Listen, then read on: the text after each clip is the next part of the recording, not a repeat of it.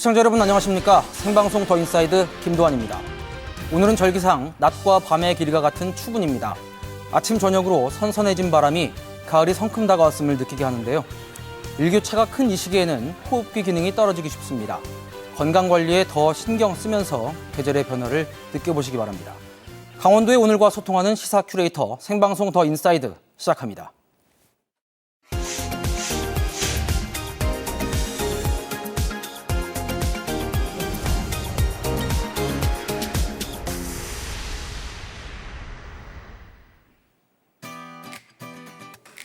오늘 하루를 뜨겁게 달군 사건 사고부터 놓치지 말아야 할 주요 뉴스를 한눈에 정리해드리는 오늘은 뉴스캐스터 서효원입니다.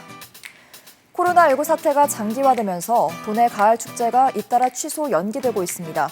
강원도는 대규모 집단 감염을 차단하기 위해 방역에 집중하겠다는 입장을 밝혔는데요. 이에 양양, 송이, 연어축제를 비롯한 횡성 안흥찐빵 축제 등을 전면 취소하고 강릉 커피축제를 한 달 뒤로 연기, 코로나 상황에 따라 조정할 방침입니다.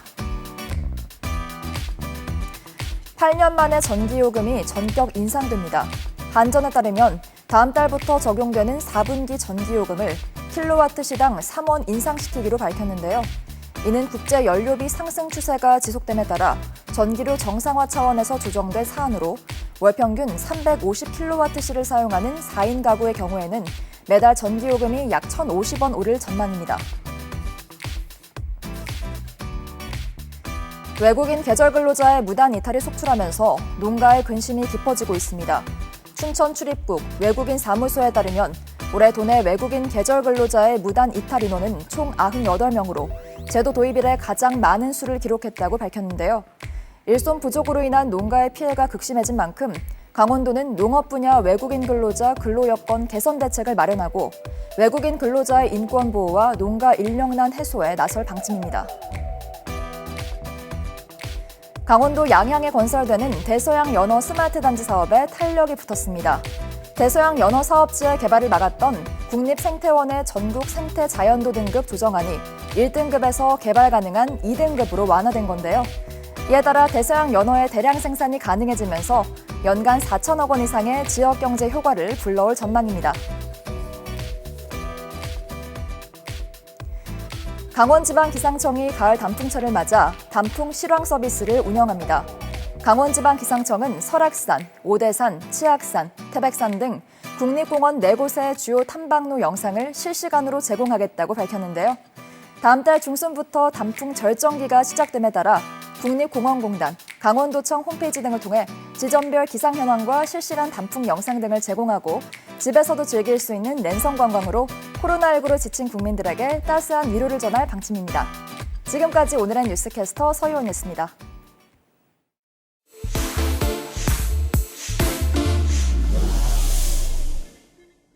자, 계속해서 뜨거운 이슈와 현안을 기자의 시선으로 살펴보는 뉴스 후 순서입니다.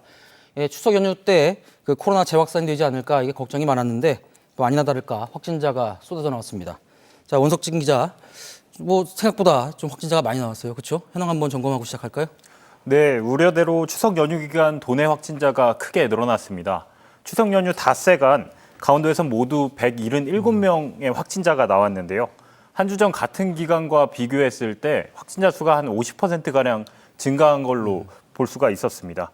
가족과 친지 방문으로 춘천과 강릉, 평창 등지에선 소규모 감염이 잇따랐고요. 그 속초 유흥주 전발 N차 감염으로 관련 확진자가 50명을 넘어섰습니다. 또 감염 경로를 모르는 그 깜깜이 확진자는 4명당 1명꼴로 나와서 방역 당국의 불안감이 높아지고 있습니다. 전국 확진자 수는 1,000명대 후반을 유지하고 있지만 연휴 기간 이 검체 수가 줄어든 걸 감안하면 앞으로 확산세는 더 커질 전망입니다. 사실 그 연휴 직전에 확진자가 싹 늘면서 우리 방역 당국에서 계속 사인을 보냈었고 또 특별 방역 대책 기간도 운영을 하고 여러 가지 그 조심할 수 있는 장치들을 마련했는데 결과만 놓고 보면 좀 안타깝게 된 것 같습니다. 네, 그렇습니다. 강원도는 추석 연휴 열흘 전부터 특별 방역 대책 기간을 운영하기 시작해서 이번 주말까지 유지할 계획입니다. 이 기간 동안 유흥주점을 비롯해서 결혼식장이나 장례식장, 관광시설 등에 대한 방역 점검을 강화하고 있는데요. 사전에 이렇게 특별 방역 대책을 발표하고 강도 높은 방역 점검을 예고했지만 그래도 방역 수칙 위반 사례는 잇따랐습니다. 이번 연휴 기간 도내에서 방역 수칙 위반으로 집행된 그 행정 처분만 8건이었고요. 야외에선 끊임없이 술판이 벌어졌습니다. 명절을 맞아 개인 방역이 느슨해졌던 것 때문인 걸로 보이는데 연휴가 끝난 만큼 이렇게 다시 방역에 고삐를 잴 필요가 있어 보입니다. 지금 뭐 투트랙이잖아요. 하나는 방역, 하나는 이제 백신일 텐데 추석 즈음까지 1차 접종률을 한 70%까지 올린다 이런 게 목표였는데 얼추 된 것 같아요. 지금 강원도는 접종 완료율이 어느 정도까지 올라왔죠? 네, 강원도 백신 접종률은 전국 평균과 비교했을 때 다소 앞서 나가고 있습니다. 어제 기준으로 도내 백신 1차 접종률은 73.8%, 백신 완료 비율은 48.5%를 기록했습니다. 전국 평균보다 2에서 3% 높은 수치인데요. 1차 접종률이 어느 정도 궤도에 오르면서 이 치명률에 대한 우려는 좀 차츰 사그러드는 분위기입니다.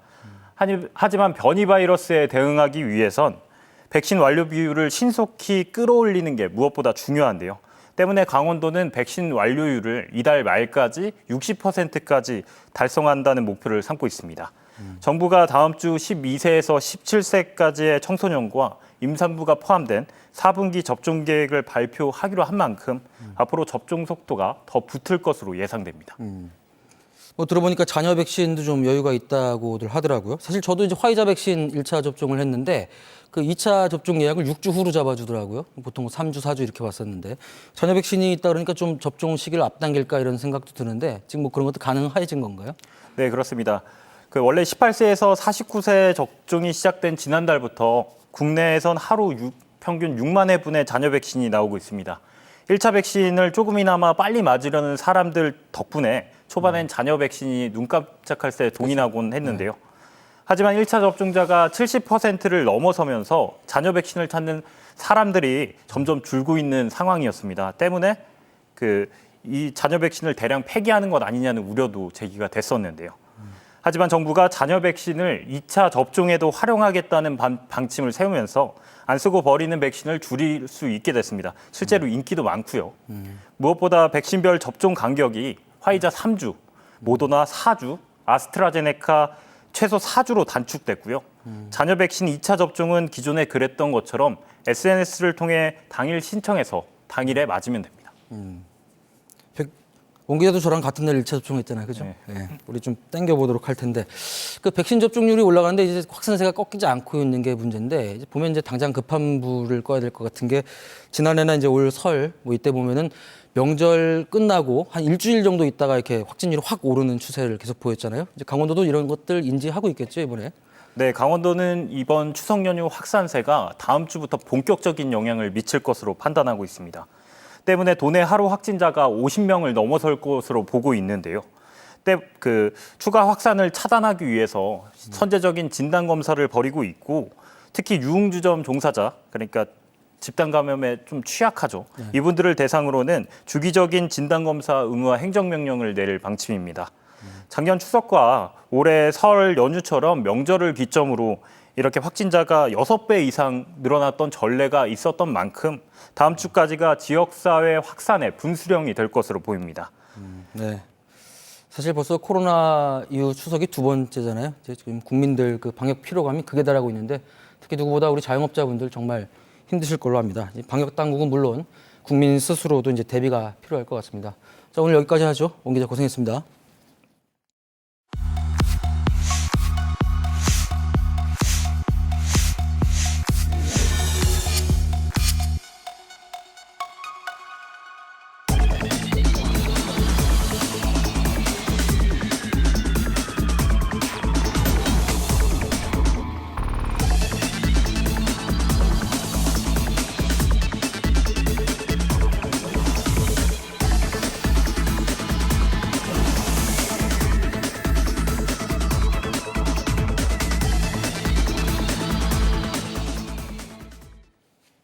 네, 계속해서 이슈와 시사를 통해서 우리 사회를 읽어보는 시간 줌 인사이드 순서입니다. 자, 오늘은 영월산업진흥원의 엄광열 원장 모셨습니다. 안녕하세요. 네, 안녕하십니까. 네. 반갑습니다. 네. 저번에 볼 땐 동해에서 봤었는데 뭐 아주 그렇죠. 동해 우리 번쩍하십니다. 기자님하고 금연입니다. 네. 뭐 축하부터 드려야겠어요. 전에 보니까 그 강원 경제인 대상에서 특별상 수상하셨더라고요. 그렇죠. 자랑 한번 해주시죠. 뭐 자랑보다는 저희 진흥원 가족들이 열심히 했다라고 좀 평가하고 싶고요. 저희가 이제 그 많은 사업을 합니다. 기업을 육성하고 지원하고 그리고 기업을 유치하고 뭐 이런 과정에서 보면 일자리 창출과 연계되지 않습니까? 또 지역의 강물이라든지 또 농수산물 관련된 이런 것을 갖다가 자원화시키는 어떤 과정, 그 R&D를 하고 있잖아요. 이런 것들을 이제 하다 보니까 결국 일자리 창출과 연계돼요. 그런 과정에서 이제 영월 지역이 가지고 있는 특성, 폐강 지역이지 않습니까? 그래서 이제 폐강 지역은 이제 과거에 융성했던 어떤 도시 아닙니까? 인구가 영월군의 경우에는 13만까지 갔어요. 근데 지금 이제 4만 정도 되지 않았습니까?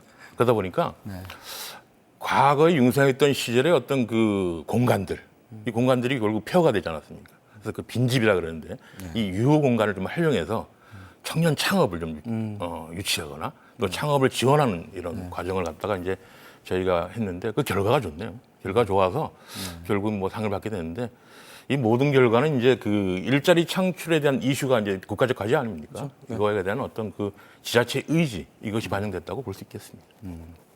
사실 뭐 청년들 떠난 청년들 다시 불러와서 접근하고 또 창업시키고 이런 것들이 뭐 말이 쉽지 이게 간단한 일이 아니잖아요. 어렵죠. 뭐 조성하고 기반 만들고 이렇게 하느냐 고생이 많으셨겠습니다. 청년들의 생각이 반영이 돼야 되잖아요. 일단 기본적으로 뭐 청년이 일자리를 구하기 위해서 도시로 떠난 것도 있고 또 청년이 또 일자리에 관계없이 학업이라든지 뭐 등등의 요인으로 가는데 기본적으로 이제 정주 여건이 돼야 됩니다. 그리고 그들이 가지고 있는 문화가 있어야만 그들이 또 이곳에 정착할 수 있는 그런 부분이 되지 않습니까? 그래서 저희는 이제 여러 가지 형태의 고민을 했죠. 그리고 우수 지역의 어떤 사례라든지 또 지역, 특화된 지역과 관련된 청년 창업에 대한 어떤 그 벤치마킹을 통해서 또 저희가 일자리 창출과 관련된 지원을 하다 보니까 지역에 관련된 노하우가 좀 생겼어요. 그래서 빈집을 어떤 식으로 꾸며가고 또 지역의 이해도를 어떤 식으로 넓힐 것인가 관련된 부분을 고민을 하게 됩니다. 이 고민하는 과정에서 청년들이 정착을 하는 과정에 컨설팅이라든지 또 공간 조성비라든지 또 창업과 관련된 다양한 어떤 운영비 이런 것을 지원해야 된다는 어떤 그런 과제이죠. 그래서 정주 여건과 문화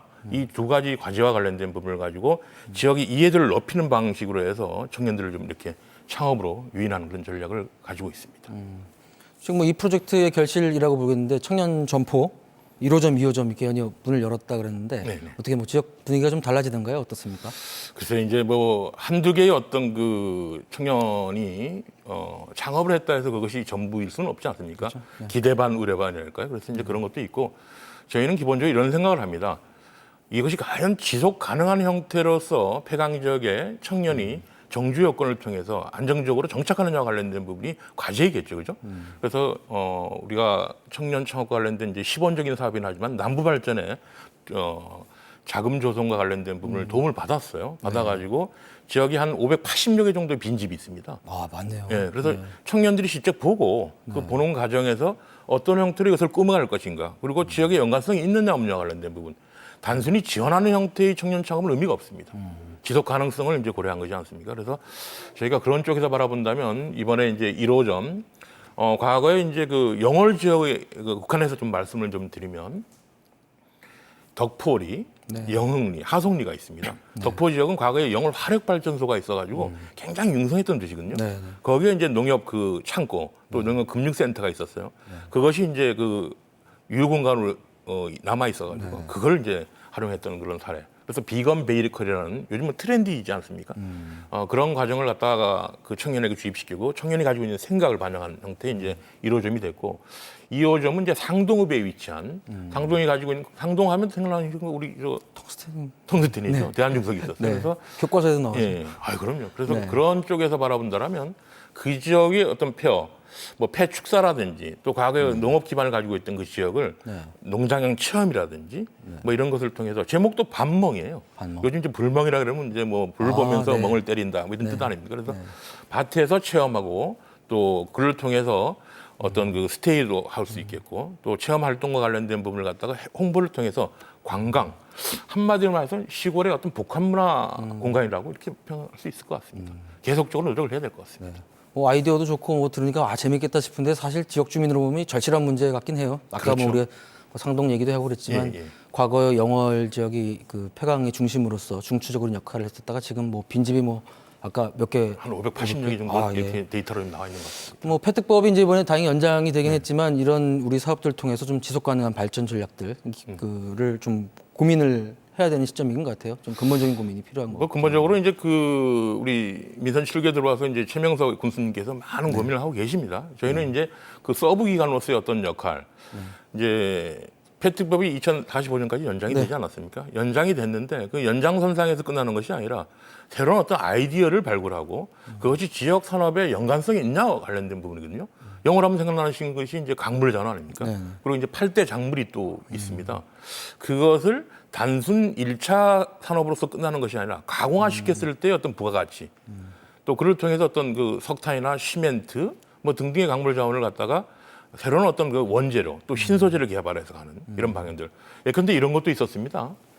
그 지역 자원 중에 이제 뭐 영월에 이제 사과라든지 포도라든지 감자라든지 옥수수 등등이 있지 않습니까? 네네. 이런 것들을 지역 그 산물과 더불어서 부가가치를 높이는 방법 중에 초콜릿을 활용해서 네네. 그것을 부가가치를 높이는 방법. 네네. 그것이 이제 국내 시장뿐만 아니라 해외 시장에 수출까지 하는 이런 사례가 나오거든요. 네네. 그러니까 지역의 연관성이 없는 사업을 가지고 뭐 청년이라든지 일자리 창출하고 기업을 육성한다. 이거는 조금 지금 현 시대에 맞지 않는 형태고 그런 트렌드는 좀 지양돼야 되지 않겠냐라는 생각이 들어서 대안 산업을 발굴할 때 지역의 연관성이라든지 지역의 특화성 이런 것을 통해서 맞춤형으로 가지 않으면 좀 어려움이 있지 않을까요? 뭐 그런 쪽으로 한번 고민을 같이 하고 있습니다. 뭐 지금 다양한 사업들 뭐 말씀해 주셨는데 뭐 주력 사업이겠죠. 뭐 지금 구체적으로 성과가 나오는 것들이 좀 있는가요? 어떤가요? 뭐 저희는 이제 다행히 이제 민선 7개 들어와서 일자리 전담 기관으로서의 어떤 역할을 부여받았거든요. 저희 산업진흥원이 이제 과거의 명칭은 청정소재산업진흥원이었어요. 청정소재산업진흥원. 예. 네네. 영어로 이제 그 자원이 많다 이런 뜻 아닙니까? 그래서 그것을 가공화시키고 R&D 하는 과정에서 이제는 이제 산업진흥원이지 않습니까? 산업화 과정에 다양한 형태의 어떤 업종들이 있지 않습니까? 그런 업종들을 좀 이렇게 업그레이드하는 그런 어떤 버전으로 많은 생각을 하고 있는데 다행히 일자리 창출과 관련된 부분은 이제 제가 3년 정도의 어떤 그 전략을 가지고 움직였는데 1차 년도인 2019년도에는 한 120명 정도 나왔고요. 2차 년도가 한 138명 정도. 3차 년도 지금 한 8월 기준으로 본다면 106명 정도거든요. 제가 3개년도 목표를 가지고 한 380명 정도 생각하고 있거든요. 초과 달성 수치가 나오지 않습니까? 근데 앵커께서는 어떻게 생각하세요? 뭐 영월군 인구 규모로 볼 때는 뭐 결코 적은 숫자가 그렇죠. 아니죠. 저희는 그래서 이런 부분들은 이제 단순한 수치에 뭐 우리가 기대감을 가지고 이야기하는 것은 좀 한계가 있고요. 좀 더 어떤 면밀한 연구가 있어야 되고 또 타 지역과 관련된 부분에 대한 어떤 모니터링, 또 일자리 창출에 대한 어떤 특수한 어떤 그 내용들을 우리 지역에 반영하는 어떤 내용들이 담아서 움직여야 되지 않습니까? 이거는 지역의 문제가 아니라 국가적인 문제 아닙니까? 그래서 일자리 창출과 관련된 부분은 나름대로 기대에 미치지 않는 뭐 큰 영향을 좀 미쳤다라 이렇게 좀 뭐 자평을 하고 싶네요. 예, 말씀 들어보니까 이제 지역 특성에 맞춘 새로운 트렌드를 이제 지역 특성에 접목하고 또 청년, 또 일자리 이런 데 이제 그렇죠. 주목을 하고 계신 것 같은데 이런 것도 이제 계속 잘 굴러가야 되지 않습니까? 우리 흔히 뭐 지속 가능 뭐 이런 얘기 많이 하긴 하는데 그렇죠. 당연한 거겠지만 네. 뭐 이런 부분들 이렇게 길게 보는 장기적인 전략 이런 것도 좀 고민이 되실 것 같아요.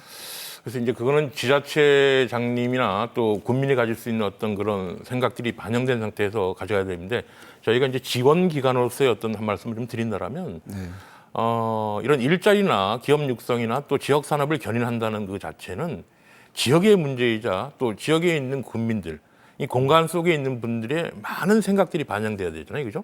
또 그런 사람들의 어떤 역량들을 모아서 지혜를 바라는 쪽으로 가야 되지 않습니까? 저는 개인적으로 좀 생각한다면 지역의 어떤 강물 자원, 또 영월의 그 8대 작물과 관련된 그 농산물들, 그리고 영월이 또 그 산림이 84%나 됩니다. 아, 그렇죠. 전체 그 국외운면이. 네. 그래서 이런 어떤 그 자원들을 뭐 탈석탄화 시대도 이야기하고 그러는데 이런 것들을 좀 이렇게 어려서 융합화시키고 고부가치화시키는 이런 형태의 어떤 대안들을 좀 모색하는 지혜를 역량을 결핍시키는 어떤 그런 전략들이 좀 필요하지 않을까요? 지금 뭐 저희가 영월산업진흥원 얘기하고 있지만 이런 것들이 아마 강원도 다른 시군도 다 같은 고민을 하고 있는 것 같아요. 새로운 그 발전의 계기를 모색하고 또 이런 18개 시군이 전체 문제고 국가적인 문제죠. 사실은 이 부분은. 아무튼 뭐 오늘 영월 쪽 얘기 들어봤는데 우리 원장님 뭐 고생 많으신데 성과도 일자리 같은 경우 성과도 있었다고 하고. 아니 뭐 주위에 있는 분들이 어떤 난 노력이죠. 저는 리더를 하는 입장에서 네네. 다만 이제 그 조정의 역할을 하면서 네. 열심히 한다는 그런 목표로 열심히 하고 있습니다. 네네. 뭐 하여튼 뭐 더 잘 될 것 같고 그러길 바라겠습니다. 오늘 뭐 나오셔서 감사하고요. 네. 오늘 많은 얘기, 재밌는 얘기 고맙습니다. 오늘 이거 고맙습니다. 네. 고맙습니다.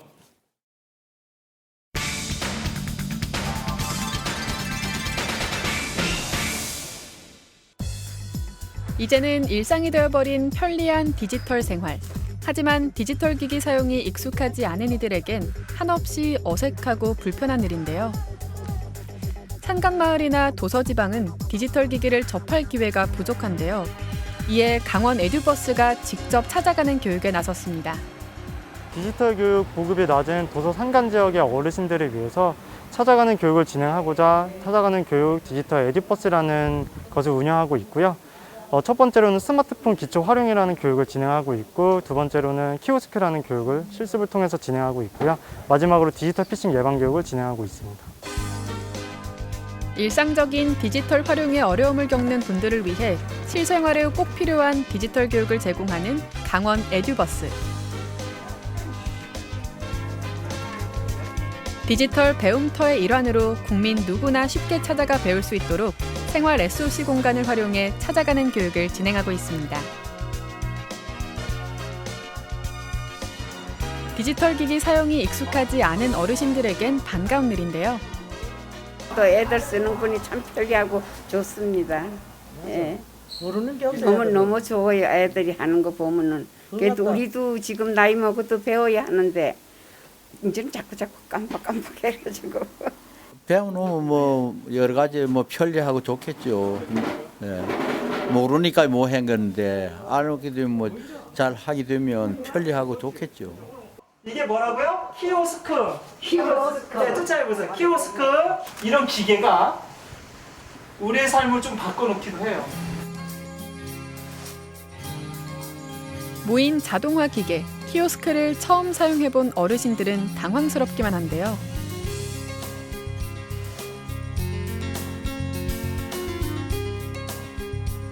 내가 뭘 해야 되는지 처음이니까 그냥 정신이 좀 얼떨떨 해가지고 그래서 잘 모르겠고 자꾸 해보면 이제 알 것 같아요.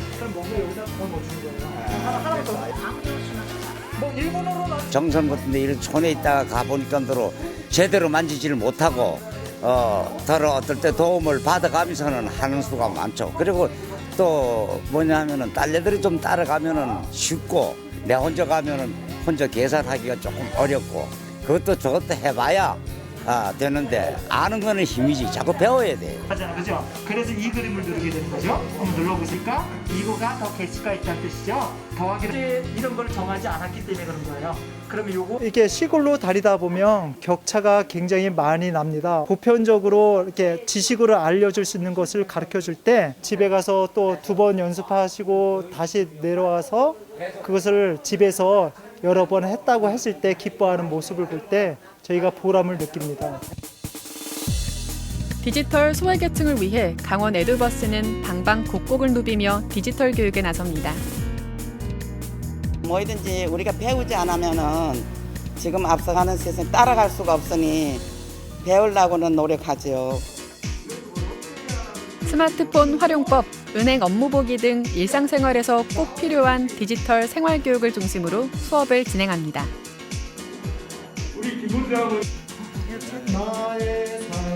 상대방이 만들어주면 그걸로 올리고 하는데 이제 내가 만들 수 있다는 것도 배운 것 같아요. 1:1 맞춤형 교육을 통해 어르신들은 편리한 일상생활에 한층 더 가까워졌습니다. 그래서 우리가 어디 학원이나 어디가 배울 데가 없잖아, 그죠?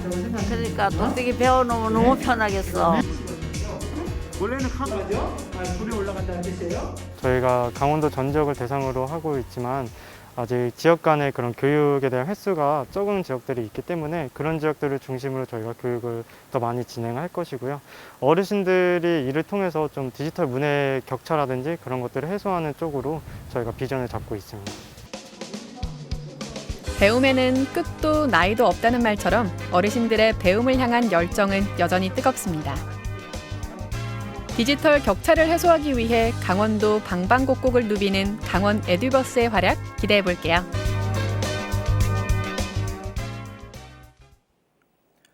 지난 20일 개최된 유엔 총회 연설에서 방탄소년단이 동행해 청년과 미래 세대의 목소리를 전했습니다. 청년들은 코로나로 인해 잃어버린 세대가 아니라 환영의 세대라고 칭하며 새로운 길을 향해 희망으로 나아가자는 메시지를 전했는데요. 자, 추석 연휴가 끝나고 다시 일상이 시작됐습니다. 위드 코로나 시대, 일상의 변화와 선택을 두려워 말고 이제 차근차근 앞으로 나아가야겠습니다. 생방송 더 인사이드, 저희가 준비한 소식은 여기까지입니다. 함께해 주신 여러분 고맙습니다.